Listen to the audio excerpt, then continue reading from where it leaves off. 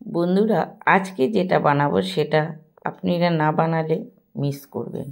আজকে যেটা বানাবো সেটা একটু দেখে নিন। প্রথমে আমি কয়েকটা পেটি মাছ নিয়ে নিলাম।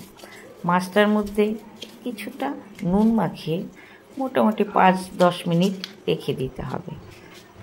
রেখে দিয়ে তারপর সেই মাছগুলোকে একটা ফ্রাইং প্যানে আমি ভেজে নিলাম। বেশি ভাজবো না, একদম অল্প ভাজবো, এপিট ওপিট করে ভেজে নিতে হবে।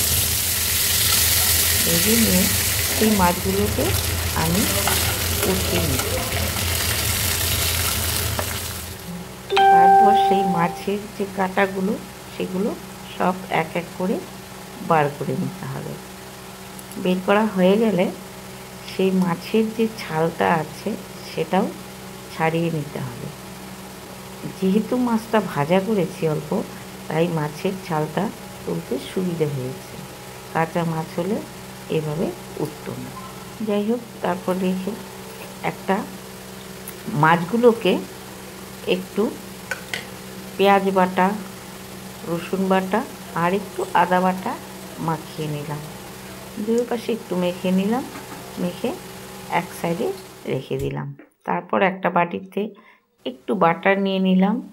সেই বাটারের মধ্যে কিছুটা ময়দা আর কয়েক চামচ কর্নফ্লাওয়ার দিয়ে দিলাম। তারপর কিছুটা নুন, ওটাকে একটু মেখে নিচ্ছি। মেখে নিয়ে, তবে অল্প পরিমাণেই নুনটা দিয়েছি যেহেতু মাছটাতে নুন দেওয়া আছে। তারপর সেটার মধ্যে জল দিয়ে আবার মেখে নিলাম। মাখা হয়ে গেলে সেটা মোটামুটি দেখলাম যে না, ঠিক আছে মাখাটা। তারপর এটার মধ্যে একটা ডিম ভেঙে দিয়ে দিলাম। তারপর আবার সেটা ব্যাটারটা আবার গুলিয়ে নিলাম।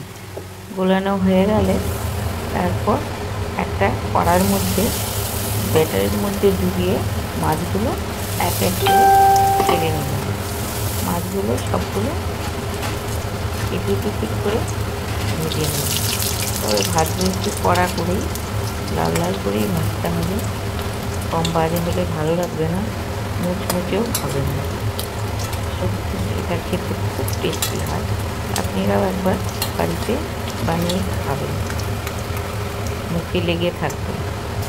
তারপর যে ছালগুলো ছিল সেগুলোও আমি ব্যাটারে ডুবিয়ে এক এক করে ভেজে নিচ্ছি। দেখুন কত সুন্দর ফুলে উঠেছে। সবগুলোই এপিট ওপিট করে লাল করে এগুলো ভেজে নিলাম। এগুলো খেতে কিন্তু দারুণ টেস্টি হয়েছে। তারপর এগুলো উঠিয়ে নিয়েছি। ধন্যবাদ সবাইকে এতক্ষণ দেখার জন্য। ভালো থাকবেন, সুস্থ থাকবেন।